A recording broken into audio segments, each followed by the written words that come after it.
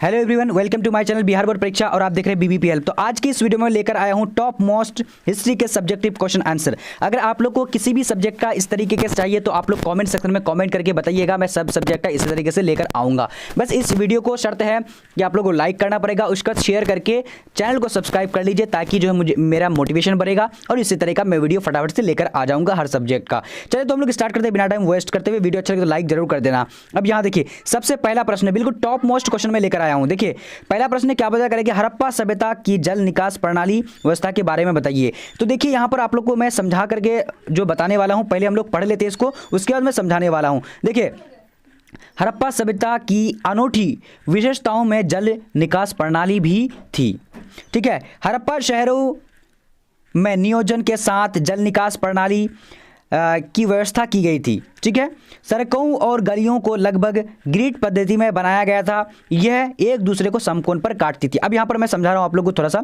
देखिए वहाँ पर जो है यानी हड़प्पा सभ्यता की जो विशेषता थी, तो यानी नली निकास जो नाली थी वो भी बहुत ज़्यादा जो है फेमस थी। बिकॉज क्योंकि वहाँ के जो है नाली जो बनी हुई थी बहुत सुंदर, और क्या करते थे चारों तरफ नाली बने हुए थे, एक जगह भी पानी नहीं रुकती थी। वो पानी अगर कभी बरसात होती थी तो वो पानी डायरेक्टली कहाँ नदी नहरों में जाकर के गिरती थी, क्योंकि वहाँ पर बहुत सुंदर जो है नालियाँ बनी हुई थी। ठीक है, तो ये एक दूसरे को समकोण भी काटती थी, ताकि मतलब समकोण मतलब क्या कि अगर इधर घर बना हुआ था तो इधर से इसे काटती थी, इसको इधर से इसको, तो समकोण बनता था। ठीक है, तो ये इसको समकोण भी काटती थी, रोड और नाली। अब यहाँ पर देखिए, अगर आप इस तरीके से लिखेंगे तो 5 नंबर आपको रोकने से मतलब लाने से कोई भी नहीं रोक सकता। अब यहाँ पर देखिए, हड़प्पाई भवनों को लेकर ऐसा पता लगा है कि यहाँ पहले नालियों के साथ गलियाँ बनाई गई, उसके बाद गलियों के अगल बगल मकान बनाए गए थे।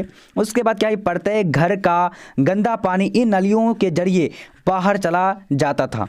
ये नलियाँ बाहर जाकर बड़े नालों में मिल जाती थी, जिससे जरा मतलब सारा पानी नगर से बाहर चले जाता था डायरेक्टली नगर में, मतलब नगर से बाहर जाकर के नहर पे या फिर नदियों पे जाकर गिरती थी। तो आप लोग समझ में आ चुका होगा। अगर आप लोग को समझ में आ रही तो जरूर कमेंट करके बताइए कि सर इस तरह का मतलब जो है समझ में आ रहा है, इसी तरह का वीडियो जरूर बनाइए ताकि मुझे मोटिवेशन मिलेगा। ठीक है, बिल्कुल आप लोग इसको स्क्रीनशॉट करके इस तरीके से अगर एग्जाम में लिख देंगे तो 5 नंबर आप लोग को लाने में कोई नहीं रोक सकता।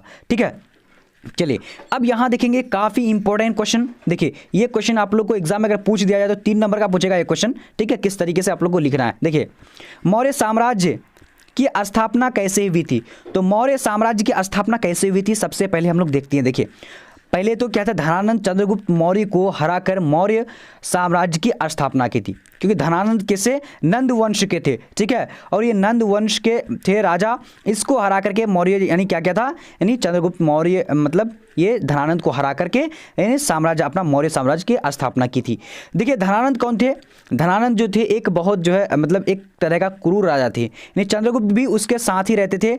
लेकिन क्या क्या चंद्रगुप्त के जो मतलब चाणक्य गुरु थे, ठीक है, तो उनका मतलब गुरु को क्या किया, यानी धनानंद बहुत ज़्यादा अपमान कर दिया। ठीक है, कि आप ऐसे हैं, वैसे करते हैं, ऐसे करते वैसे करते, मतलब बहुत सारा चीज़ मतलब बोल दिया, जिसके वजह से बदला लेने के लिए चंद्रगुप्त मौर्य क्या किया कि धनानंद से जो है लड़ाई मोल लिया और उसको हराया भी, क्योंकि चंद्रगुप्त उसके साथ था और चंद्रगुप्त बहुत ज़्यादा जो है माइंडेड था। ठीक है, चलिए यहाँ पर आप देखिए दूसरा पॉइंट क्या, इस तरीके से पॉइंट वाइज देखेंगे तो बहुत ज़्यादा इंपॉर्टेंट आपको नंबर दे देगा। ठीक है, देखिए पहला तो हम लोग देख लिए कि मौर्य साम्राज्य की स्थापना कैसे हुई थी, मौर्य साम्राज्य को हरा करके, यानी नंद वंश को हरा करके। ठीक है, अब यहाँ देखिए कह रहा है कि चंद्रगुप्त मौर्य के गुरु चाणक्य ने चंद्रगुप्त मौर्य की सहायता की थी।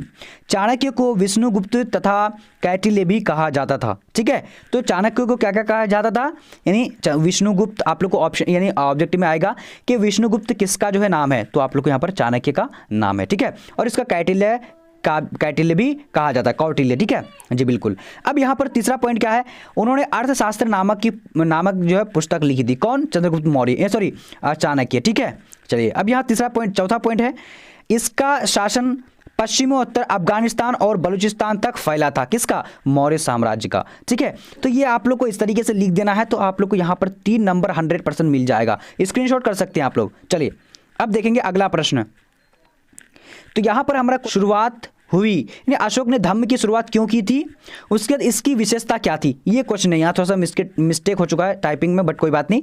देखिए अशोक के अनुसार धम्म के माध्यम से लोगों का जीवन इस संसार में तथा इसके बाद संसार में अच्छा रहेगा, इसीलिए उन्होंने क्या किया कि धम्म की शुरुआत की थी। ठीक है, धम्म की शुरुआत क्यों की थी? क्योंकि उन्होंने सोचा कि अभी अगर मैं धम्म की शुरुआत कर रहा हूं तो आगे जो वंशज आने वाले हैं, फ्यूचर आने वाले हैं, तो उनका भी क्या होगा कि संसार में बहुत ज़्यादा अच्छा रहेगा। ठीक है, इसलिए वो धम्म की शुरुआत की थी।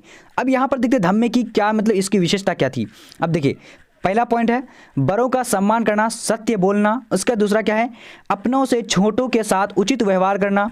उसके बाद तीसरा पॉइंट है विद्वानों ब्राह्मणों के प्रति सहानुभूति की नीति। देखिए आप लोग लिख सकते हैं यार, स्क्रीनशॉट करके लिख सकते हैं इसको, बिल्कुल एकदम 3 नंबर आप लोग को पक्का मिल जाएगा किस तरीके से लिखेंगे तो। अब यहाँ देखिए, वैसे आप लोग को समझ में आ रहे हैं ना, आप लोग बताइएगा, क्योंकि इस तरीके से सब्जेक्टिव समझाना बहुत डिफिकल्ट टफ लगता है। ठीक है, अब यहाँ देखिए दासों और सेवकों के प्रति दयावान होना। ठीक है, ये आप लोग क्या करेंगे, इसको इस तरीके से लिख देंगे तो आपको 100% जो है 3 नंबर दे दिया जाएगा। क्या आप लोग को समझ में आ रहा है ना? आप लोग जरूर थोड़ा सा बताइएगा। ठीक है जी हाँ, चलिए अब आगे देखते हैं। आगे क्वेश्चन नंबर क्या बोल रहा है, 4 नंबर। देखिए 4 नंबर भी ये 3 नंबर का क्वेश्चन इस तरीके से पूछा जाएगा आपको।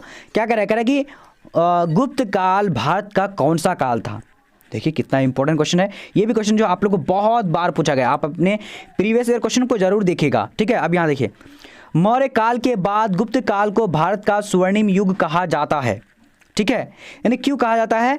क्योंकि वहाँ उस समय नहीं, गुप्त काल में बहुत ज़्यादा लोग जो है विकसित कर रहे थे, लोगों को जो है सहूलियत मिलती थी रहने सहने की, बिल्कुल जो है लड़ाई मार न कुछ मतलब भेदभाव नहीं था उस समय, इसीलिए स्वर्ण काल मतलब गुप्त काल को स्वर्ण काल माना गया है। ठीक है, अब यहाँ देखिए दूसरा पॉइंट है गुप्त साम्राज्य की स्थापना श्रीगुप्त। देखिए गुप्त साम्राज्य की स्थापना किसने की थी? श्रीगुप्त ने की थी। ठीक है, श्रीगुप्त द्वारा लगभग यानी कितने में की थी? 275 ईस्वी में की गई थी। अब यहाँ पर आपको इसमें जो देखिए ऑब्जेक्टिव भी आपको कवर करनी है। अब आप लोगों को क्या बोलेगा कि गुप्त काल का जो संस्थापक कौन थे? तो श्रीगुप्त हो जाएगा। और कब की थी? तो कब की थी? तो यहाँ पर 275 ईस्वी में की थी। देखिए यहाँ पर आप लोग को ऑब्जेक्टिव क्वेश्चन कवर हो रहा है। क्या बात है, एकदम मजे से आप लोगों को क्लास करना चाहिए। अच्छा आप लोग को अभी तक मजा आ रहा है ना क्लास में मजा आना चाहिए। ठीक है, देखिए स्क्रीनशॉट भी कर सकते हैं आप लोग, पढ़ सकते हैं दोबारा। अब यहाँ देखिए गुप्त काल में अधिकतर सोने के सिक्के बनाए जाते थे। ठीक है, तो और गुप्त काल की राजकीय भाषा क्या थी? संस्कृत थी। और गुप्त काल में अधिकतर जो है सोने के सिक्के बनाए जाते थे। ठीक है, चलिए तो आप लोग को समझ में आ चुका होगा, बहुत बढ़िया। अब आगे देखते हैं, आगे क्वेश्चन नंबर क्या बोला जा रहा है। देखिए महाभारत के बारे में एक टिप्पणी लिखे। देखिए ये क्वेश्चन आप लोग को 5 नंबर का पूछा जाएगा, बट यहाँ मैं एकदम आप लोग पैराग्राफ में इसलिए लेकर आया हूँ ताकि आप लोग को बिल्कुल अच्छी तरीके से समझ आए और आप लोग जो है बिल्कुल इसको पढ़ पाए, एकदम समझ के पढ़ पाओ। ठीक है, अब यहाँ देखिए महाभारत के बारे में एक टिप्पणी लिखा है। तो महाभारत के बारे में एक टिप्पणी अगर लिखने के लिए बोलेगा तो मैं यहाँ पर एकदम लाइनिंग करके नहीं लेकर आया हूँ, ताकि आप लोग को इस तरीके से क्या होगा, पॉइंट वाइज याद रहेगा, अच्छे से समझ में आएगा। ठीक है, अब सबसे पहला पॉइंट हम लोग देखते हैं। देखिए क्या है पहला पॉइंट, महाभारत दुनिया का सबसे बड़ा महाकाव्य है। इस तरह से लिखेंगे सबसे पहला पॉइंट। उसके दूसरा पॉइंट क्या लिखेंगे, महाभारत 1 लाख से अधिक श्लोक है। महाभारत में 1 लाख से अधिक श्लोक हैं। इसका पूरा नाम क्या था? जय संहिता नाम था। ठीक है, इसका पूरा नाम आपको यहाँ पर ऑब्जेक्टिव पूछा जाएगा कि यानी महाभारत का पुराना नाम क्या था? तो जय संहिता नाम था। और इसमें कितने श्लोक थे? तो 1 लाख से अधिक श्लोक थे। ठीक है, चलिए महाभारत का पूरा मतलब क्या कहा गया? महाकाव्य कहा गया है। ये आप लोग को ऑब्जेक्टिव में पूछा जा सकता है। अब यहाँ पर चौथा पॉइंट देखते हैं। ये भारत के सबसे समृद्ध ग्रंथों में से एक है। तो ये कौन? यानी महाभारत। ठीक है, चलिए ये हो गया। उसके बाद लाइनिंग करके आप लोग को एकदम टॉपिक वाइज लिखना है। आप लोग को 5 नंबर 100% मिल जाएगा अगर इस तरीके से खुश हो जाएगा देख करके कि कितना शानदार लिखा है। ठीक है, अब यहाँ देखिए महाभारत की रचना 1000 वर्ष तक होती रही। लगभग कितना? 1000 वर्ष लगा था। ठीक है, और ये 500 BC में जाकर के ये क्या हुआ था? तैयार हो गया था। ठीक है, अब देखेंगे आगे की ओर। यहाँ पर देखते हैं 5वां पॉइंट हमारा क्या है, 6ठा पॉइंट। महाभारत उस समय के समाज की स्थिति तथा सामाजिक नियमों के बारे में हम लोग को जानकारी मिलती है। किससे? महाभारत की। क्योंकि महाभारत जो है ये क्या है, एक महाभारत जो है इस यानी आज से लगभग हजारों वर्ष पहले की बात है, यानी 500 BC की बात है। उस वक्त लोग कैसे रहा करते थे, कैसे शादियां हुआ करती थी, कैसे लड़े थे लोग वहां पर उस समय, साम्राज्य किस तरीके से, ये सारी चीज़ जो पता चलता है। ठीक है, चलिए तो आप लोगों को ये 5 नंबर भी समझ में आ चुका होगा, बिल्कुल 5 नंबर का। अब यहाँ देखिए शानदार क्वेश्चन आ चुका है स्क्रीन पे, और बिल्कुल आप लोग को बढ़िया तरीके से सारा स्क्रीनशॉट कर सकते हैं, यानी फिर समझ सकते हैं बिल्कुल पढ़ करके। देखिए, बौद्ध धर्म के बारे में विवेचना करें। अगर आप लोग को 5 नंबर का इस तरीके से पूछा जाता है, फिर 3 नंबर का भी पूछा जा सकता है। तो देखिए, मैं यहाँ पर पैराग्राफ मैं इसलिए लेकर आया हूँ ताकि आप लोग को समझ में आए, याद रहे। ओके, क्योंकि याद रहना, समझ जाना, ये सबसे बड़ी बात है। ठीक है, देखिए, बौद्ध धर्म का संस्थापक जो था उसका नाम, यानी बचपन का नाम क्या था, यानी सिद्धार्थ नाम था। ठीक है, बौद्ध का बचपन का नाम सिद्धार्थ था, ये लिख देंगे कि बौद्ध का बचपन का नाम सिद्धार्थ। उसके पिता यानी शाक्य कुल के राजा शुद्धोधन था। ठीक है, उसके बाद उसके माता का नाम क्या था, यानी महादेवी, इसको यानी प्रजापति गौतमी भी कहा गया है उसके माता को। ठीक है, तो इस तरीके से लिखेंगे, एकदम लाइनिंग करके आप लोग को लिखना है, यहाँ मैं समझने के लिए आप लोग को बताया हूँ। उसके बाद गौतम बुद्ध का जन्म कितना में हुआ था, तो यहाँ पर लिख देंगे 563 BC में हुआ था। ठीक है, और ये गाँव का नाम कपिल वस्तु यानी लुम्बिनी नामक नेपाल में हुआ था। नेपाल में, कहा, नेपाल में हुआ था। उसके बाद इसने गृह त्याग किया था, कब, यानी कितने वर्ष की आयु में,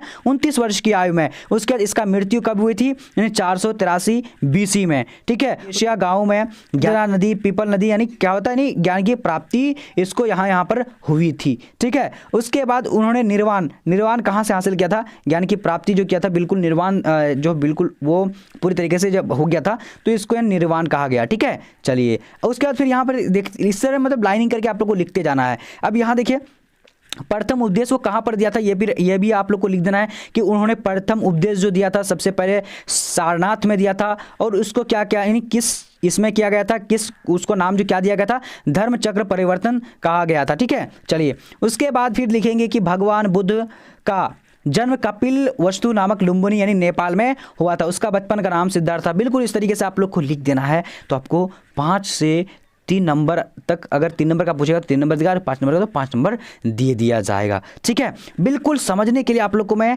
जो है लेकर आया हूँ ये सारे प्रश्न। देखिए, स्क्रीनशॉट कर सकते हैं आप लोग। ठीक है, चलिए अब देखेंगे अगला प्रश्न।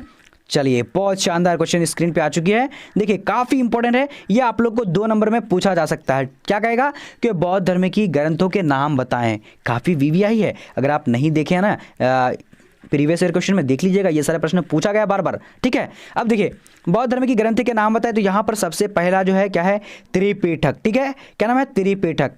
उसके बाद क्या, दूसरा विनय पिटक, बौद्ध संघ के नियम के बारे में दिया हुआ है, बौद्ध संघ का क्या नियम है। उसके बाद सुत्त पिटक में क्या दिया गया था, बौद्ध धर्म का उपदेश दिया गया है। उसके बाद क्या है, यहाँ पर देखिए, ये त्रिपिटक का पाठ है। ठीक है, उसके बाद क्या, ये अभिधम्म पीठक मतलब ये दार्शनिक सिद्धांत। यहाँ पर क्या है कि लोगों को किस तरीके से दर्शाना चाहिए, क्या करना चाहिए, तो इसमें ये सारा चीज़ बताया गया है। तो आप लोग स्क्रीनशॉट कर सकते हैं। ओके, तो आज हम लोग कितना क्वेश्चन लेकर आए हैं, 7 ही क्वेश्चन लेकर आए हैं। अगर आप लोग को वीडियो अच्छा लगे तो लाइक करना, शेयर करना, और अगर आप लोगों को कोई सा भी सब्जेक्ट का इस तरीके से पढ़ना चाह रहे हैं तो हमारे कमेंट सेक्शन में जाइए और कमेंट करके बताइए कि सर ये सब्जेक्ट का चाहिए।